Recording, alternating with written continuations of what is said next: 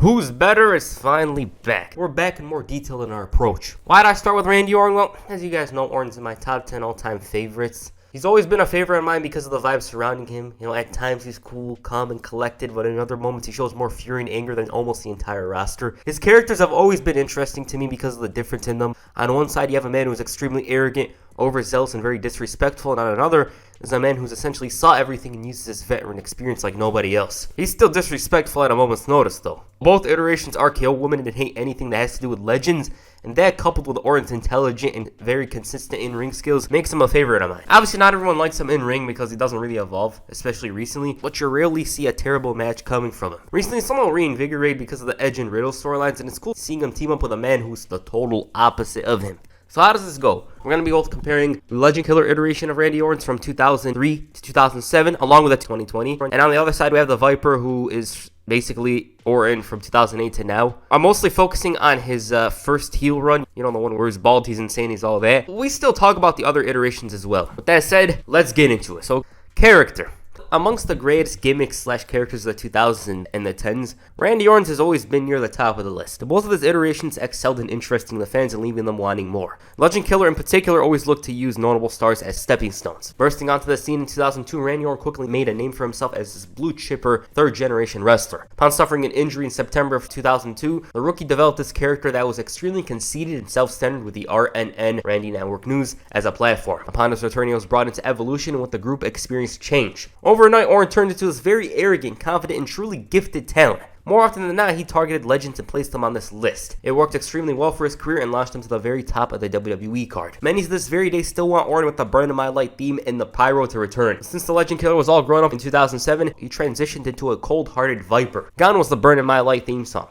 Now he's entering the arena to voices. His talking cadence was much slower, as was his entrance and in-ring style, and it was more about dissection, and since Orton had loads of experience around this time period, it made sense for him to evolve. At times, the Viper was unhinged and borderline insane, as evident by his entire 2009. This man was kicking his boss in the head, kissing his rival's wife, took Batista out, and attempted to blow John Cena up. The Legend Killer and the Viper do share similarities, I should know. You know, at times they were insane. Although in the Legend Killer's case, it's few and far between, with the only sadistic stuff he did off the top of my head were destroying Eddie Guerrero's lowrider and setting a casket containing The Undertaker on fire. Who do I think is better? Well, this might be a very hot take, but I'm going to go with the Viper. Why the Viper? Because the character had more promising storylines and they felt a lot deeper. Now, I'm not saying the Legend Killer didn't have none. You know, The Undertaker's story was something else and it showed that Randy Orton, you know, the Legend Killer could go much deeper than he usually does. It perfectly suited Orton in the early days. He was desperate to make a name for himself. Once he reached the top, I don't think it made sense for him to be the Legend Killer, and it was cool that he brought it back recently. The Viper, he was just more wild and unpredictable. You know, there's a reason why it's called that. It's a great thing that he transitioned into something else. Moving on from characters, I'd like to talk about each iteration's heel side.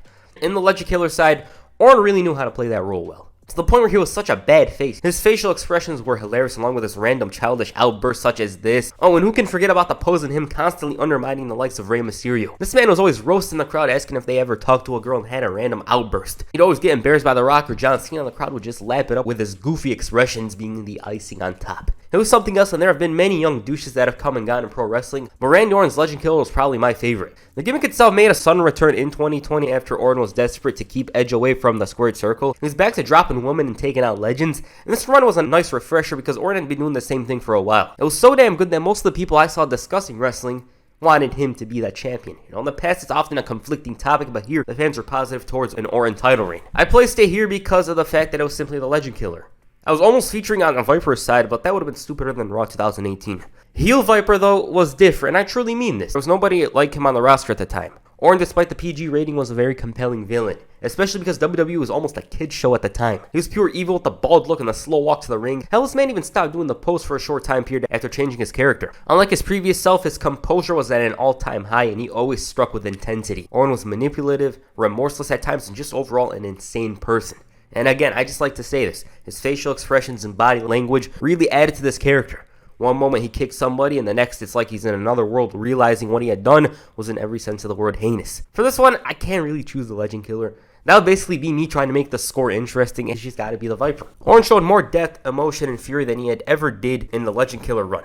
It's as if he lived and breathed as this sociopath who didn't give a damn who he pissed off, from the likes of Jeff Hardy to Triple H. Throughout the years, Orton as his heel Viper is just always so interesting. I remember he turned heel back in 2018, and fans were so excited to see him as this villain again, because Orton, he just knows how to play that role very well. His best year as this Viper was 2009. He looked like a snake, a truly insane person, and was also unpredictable. In other years, he showed more composure and wasn't exactly insane, but he had some wild thoughts in his mind, such as ripping Jeff Hardy's ear off. Yet another easy win for the Viper, in my opinion. Okay, babyface is next, the one area where Orton struggles. What I mean by that is he didn't have a lengthy run where he was truly a great good guy. I've been talking about him, his best runs have been as the villain. The Legend Killer side had an extremely short run which saw Randy Orton show that he wasn't the best good guy. Orton did a sudden 180, and while he was still over, something was off. At times, it felt try-hardish / forced, and even though he was fun to watch, he was constantly losing to Triple H when it mattered most, and by then a certain animal had more momentum by their side. It wasn't that Rawk 99 face turn where he was the same guy except to heels.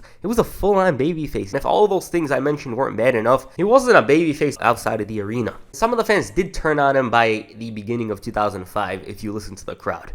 Things could have gone down differently if they were booked another way. As to the Viper, well, I'd say this was a bit more successful, although it's inconsistent. Now, throughout his entire runs as a babyface, Orton has been massively over. All he needs to do is go for the pose, the second rope DDT, and the RKO. His 2010 run was ridiculous from a crowd reacting standpoint. Not many guys to that era of WWE received such a loud reception as the Viper did on a weekly basis. He'd go out there and RKO faces and heels alike without the wrist tape, which I still find weird to this day. It kind of makes me uncomfortable, but at the time, Orton really clicked. What I really liked about this run was the fact that Orton had that PG Stone Cold edge to him in the sense that it didn't matter if it was a guest host or a GM, he'd RKO their ass. He RKO'd Wayne Brady. Of all people, Wayne Brady took a damn RKO. Truly a lone wolf in every sense of the word. And after moving to SmackDown, he started losing his mind much more. He grew that beard. He started to drop Christian on a weekly basis and even lost the world title to him by DQ. He also randomly did the splits. Unfortunately, though, the excitement would fade away after he exited the title picture and would just coast along for 2 years not doing much. Thinking about Randy Orton in 2012, there's not much to say about him. Back to being a babyface in 2015, Orton was dropping Seth Rollins, roasting him, going on an RKO rampage, and even infiltrated the Wyatt family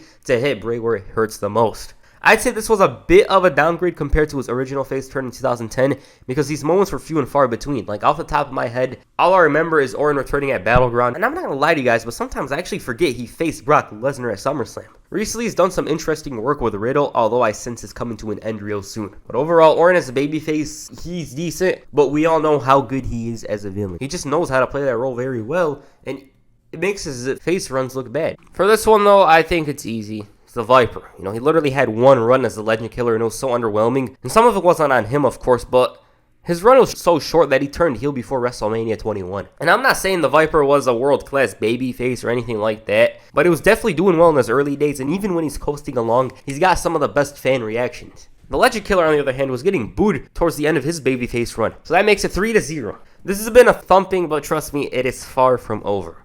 In-ring. This is an area that Randy Orton has no problem with. Obviously, many complaints with Orton as an in-ring performer has to do with the fact that he hasn't evolved. While he is one of, if not the most gifted wrestlers of the past 20 years, Randy didn't really update his moveset over the years. He plays it safe, which results in a decent to good match, but not something everyone knows he's truly capable of. Nonetheless, he's very sound and perfect with the pacing and the movements during his match. He knows when and how to do what he does. Add to that, his moveset fits his character like a glove. He's that slow, methodical guy that slowly inflicts damage on the opponent by dissecting them and wrestling at a slow pace. So let's talk about his Legend Killer run first. Orton at such a young age showed just how gifted he was in the ring. Obviously, he's third generation, so it's in his blood, but this caused him to be a can't-miss prospect. He had this hunger and drive to show everybody that he's pretty damn good, and he just showed a lot of experience despite being so young.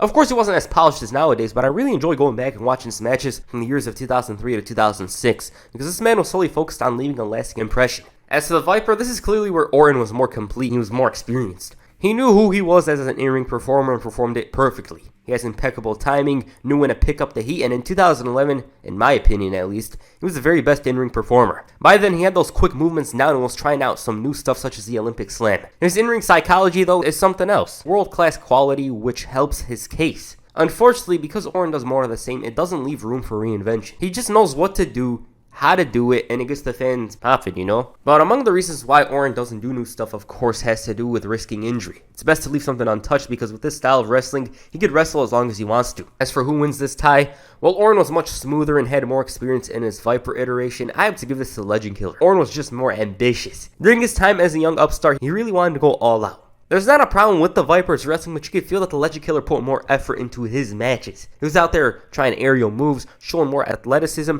Adds to that his very best matches are arguably from the 2000s. His matches with Edge, The Undertaker, Cactus Jack, Chris Benoit, and Rey Mysterio. I don't know, it might be a hot take, but I just like his younger self more because he was faster and showed an intelligent mind at such a young age. Mic skills. More often than not, Orton's never really been known for his mic skills. Of course, he's solid in recent years, very, very good. You know, he's really turned it around and turned it into a strength of his. But even Orton himself acknowledged that he hasn't been the best on the mic. Now, though, that's a different story. During the Legend Killer run, Orton showed confidence and arrogance on the microphone. He has a couple of memorable promos under his belt from this iteration, and was always roasting the fans, bragging about how he's young and accomplished more than they have, and just playing his role very well. Fast forward to 2020, and Orton was hotter than he had been in a while. He took advantage of the situation at hand and cut these very deep and emotional promos about Edge and Ric Flair, and this was a nice departure from his usual self, speaking with those buzzwords and whatnot. It just felt more authentic. The Viper is where it's weird. What I mean by that is he had a couple of memorable promos early on, but after turning face, I don't really remember much. Matter of fact, I remember nothing from Orton in that area. He was cutting some very forgettable promos, although there were some things, such as this promo on Seth Rollins, you know, showed so much fury and frustration over him in the way he spoke. It made him sound crazy and out of this world. There's a couple as well, but for this one, I'm going to have to go with the Legend Killer, because he showed so much confidence and had a lot to prove. So much to his in-ring skills. He was hungry and craving success, and obviously I can't seem to remember much of the babyface promos from 2004 to 2005 because they're not memorable, but other than that, he was a good heel on the mic. He was very fun as well with the random insults to the fans. The way he sold the babyfaces, his response was something else. 3-2, Viper still in the lead. I almost didn't add this, but felt it was necessary, that being moments. Randy Orton throughout his career has had a plethora of moments. From winning the Intercontinental Championship to capturing the WWE World Heavyweight Championship. In terms of moments, he's up there with the very best from the WWE roster. In the Legend Killer's case, there's many. Joining Evolution, beating HQ at the Brass Knucks, showing up against Mick Foley, winning the world title at 24, and of course the Undertaker feud in general. Hell, we can add Rated RKO to the list as well. These are iconic moments. What does the Apex Predator have?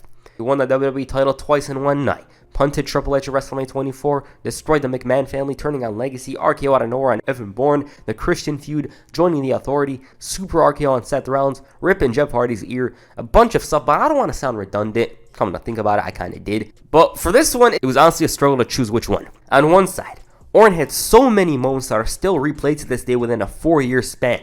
On the other, it's not like he didn't have moments, it's just they were stretched out over 10 years. I went back and forth on this. I thought long and hard. The thing that goes against the Legend Killer is the fact that Orton didn't have the gimmick for 10 years. But that also shows just how good he was in this iteration to have that many moments.